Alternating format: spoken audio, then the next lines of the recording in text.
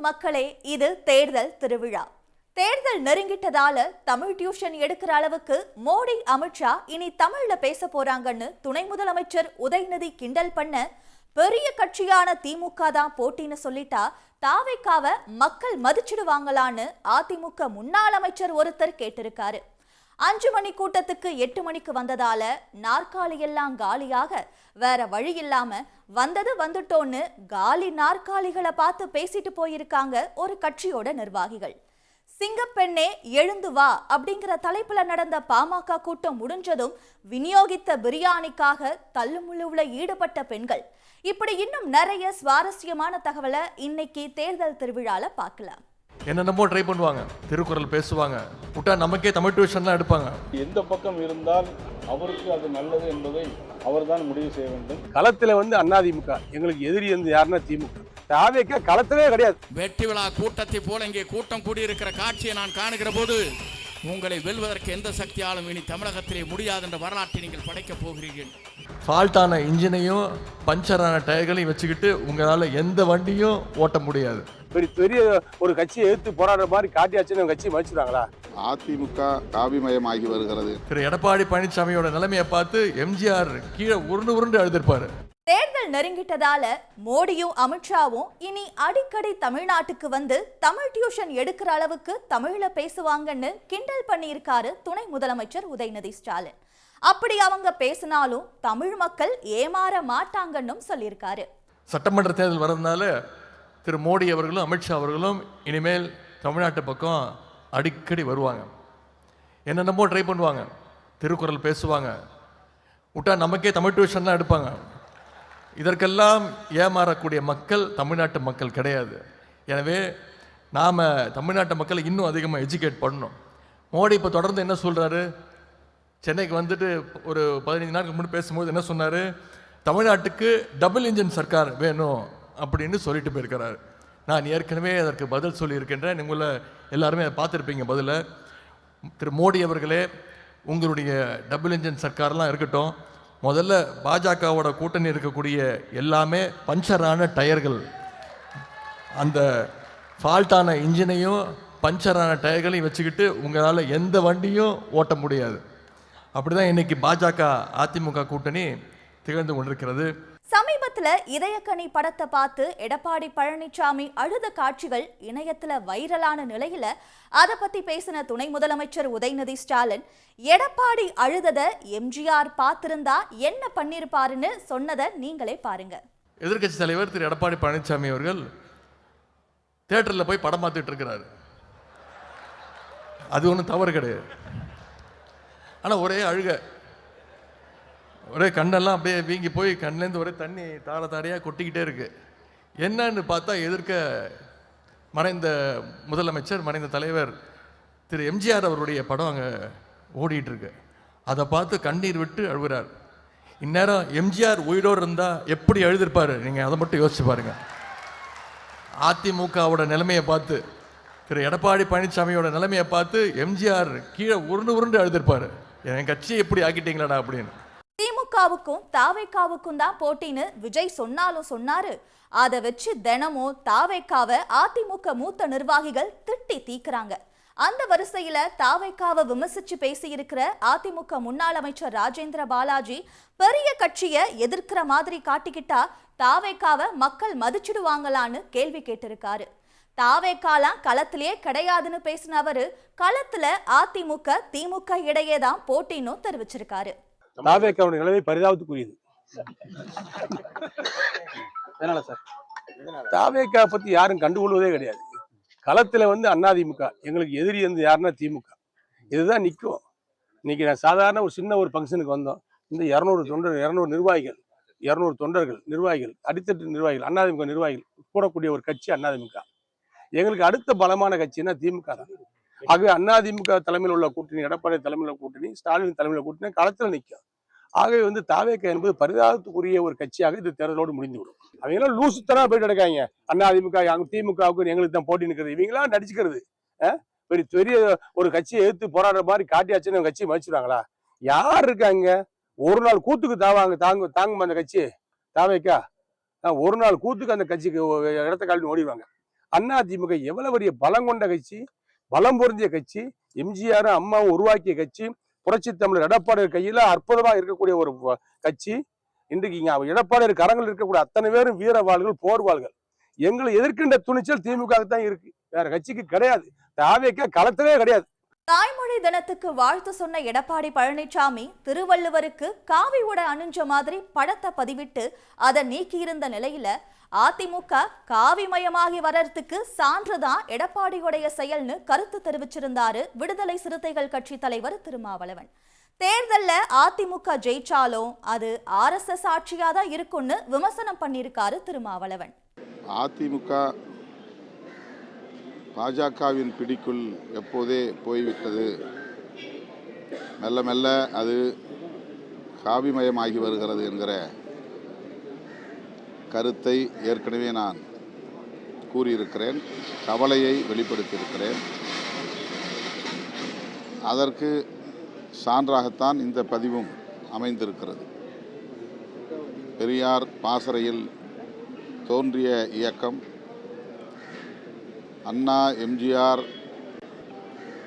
செல்வி ஜெயலலிதா ஆகியோரின் தலைமையில் இயங்கிய ஒரு திராவிட இயக்கம் இன்றைக்கு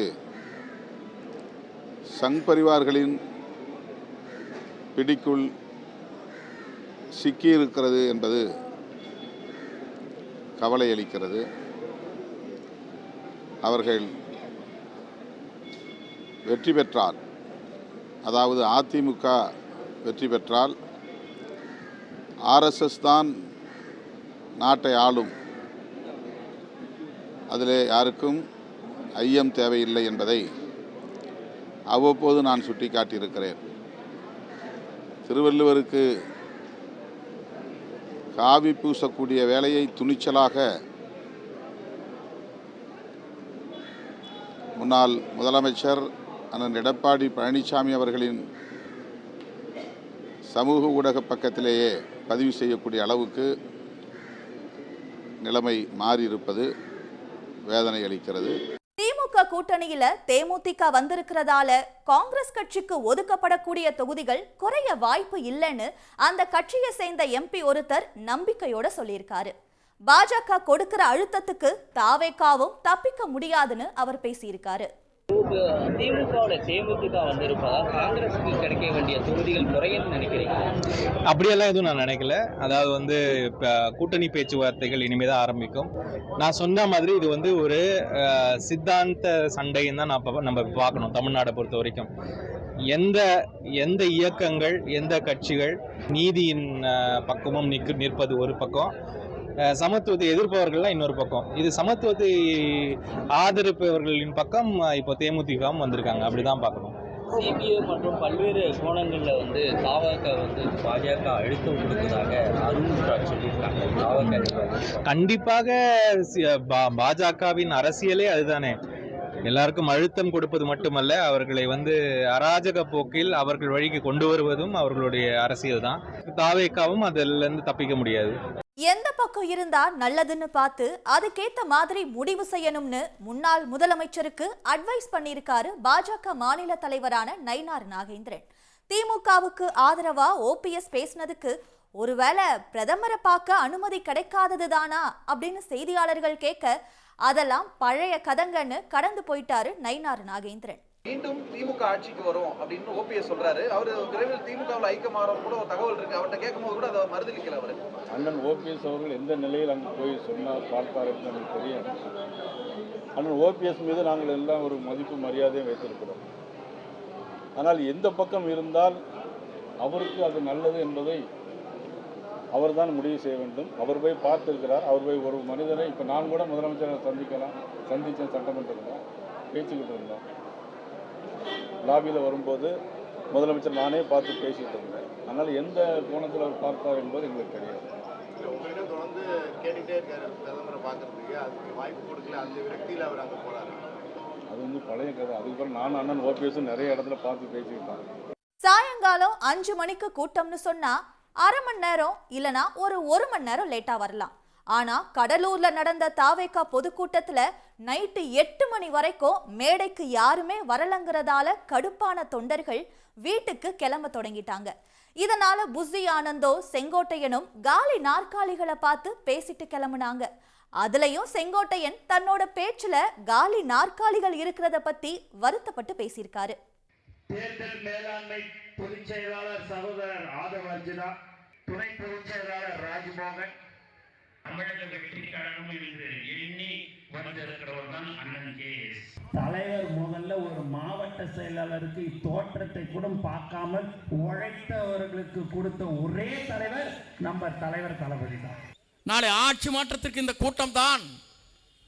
நான் பார்க்கிற போது இங்கே குறைவான கூட்டம் இருக்குமா என்று நான் எண்ணி வந்தேன். ஆனால் வெற்றி விழா கூட்டத்தை போல இங்கே கூட்டம் கூடியிருக்கிற காட்சியை நான் காணுகிற போது உங்களை வெல்வதற்கு எந்த சக்தியாலும் இனி தமிழகத்திலே முடியாது என்ற வரலாற்றை நீங்கள் படைக்கப் போகிறீர்கள். ஆனால் மாற்றுக் கட்சியை பார்க்கின்ற போது 1 மணி நேரம் கூட கூட்டம் இருப்பதில்லை. காலி சேர்களை நாம் பார்க்கிறோம். ஆனால் காலி செய்கிற கூட்டம் தான் இங்கே வெற்றி கழகத்துடைய தலைவருடைய பட்டாளங்கள் இங்கே இருக்கிறது என்று என்னால் உணர முடிகிறது. திமுக தலைமையிலான கூட்டணி வலிமை அடைஞ்சிட்டு வருதே தவிர மத்தவங்க எதிர்பார்க்கிற அளவுக்கு பலவீனம் அடைய எந்த வாய்ப்புமே இல்லைன்னு திட்டவட்டமா பேசியிருக்காரு மார்க்சிஸ்ட் கம்யூனிஸ்ட் கட்சியோடைய மாநில செயலாளரான சண்முகம். காங்கிரஸ் கட்சியில கூட்டணி தொடர்பா 2 விதமான கருத்துகள் நீடிச்சு வர நிலையில அந்த கட்சியோடைய தலைமை அதை சரி செய்யும்னு நம்பிக்கையா பேசியிருக்காரு சண்முகம். காங்கிரஸ் கட்சியில் 2 விதமான கருத்துக்கள் சில வாரங்களாக தொடர்ந்து பிரதிபலித்து கொண்டிருக்கிறது. ஆனால் அதையெல்லாம் அந்த காங்கிரஸ் கட்சியினுடைய அகில இந்திய தலைமையை சமாளிக்கும். அது சரி செய்வார்கள். அதனால் கூட்டணிக்குள்ளே எந்த விதமான பாதிப்பும் வருவதற்கான எந்த விதமான வாய்ப்பும் இல்லை.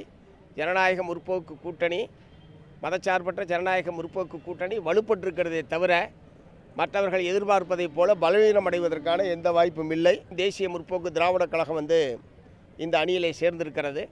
மதச்சார்பற்ற அணி எவ்வளவுக்கு எவ்வளவு வலுப்படுகிறதோ அதை மார்க்சிஸ்ட் கம்யூனிஸ்ட் கட்சி வரவேற்கிறது. திருப்பத்தூர்ல பசுமை தாயகம் அமைப்பின் தலைவர் சௌமியா அன்புமணியோட பிரச்சார பயணத்துல கலந்துகிட்டவங்களுக்கு பிரியாணி விநியோகம் செஞ்சிருக்காங்க. அதை வாங்க எல்லோரும் முண்டியடிச்சதால தள்ளுமுள்ளு ஏற்பட்டு பெண்களும் சிறுவர்களும் கூட்டத்துல சிக்கி சிரமப்பட்டாங்க.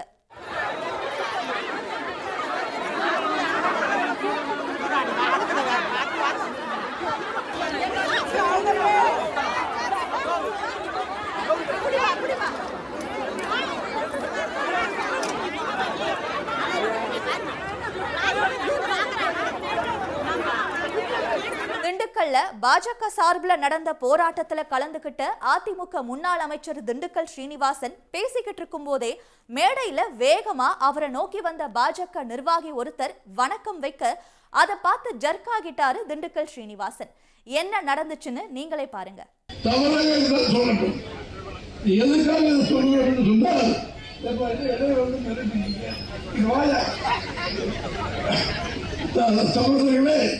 நம்ம தம்பி தள்ளுங்க வழிமுறை இல்லை முதல்ல வரணும்ல சாப்பாடு மட்டும் தம்பி இடத்துக்கு முன்னாடி. இது போல இன்னும் நிறைய சுவாரஸ்யமான அரசியல் கண்டென்ட்டுகளோட உங்களை தினமும் வந்து தேர்தல் திருவிழால சந்திக்கிறோம். நன்றி, வணக்கம்.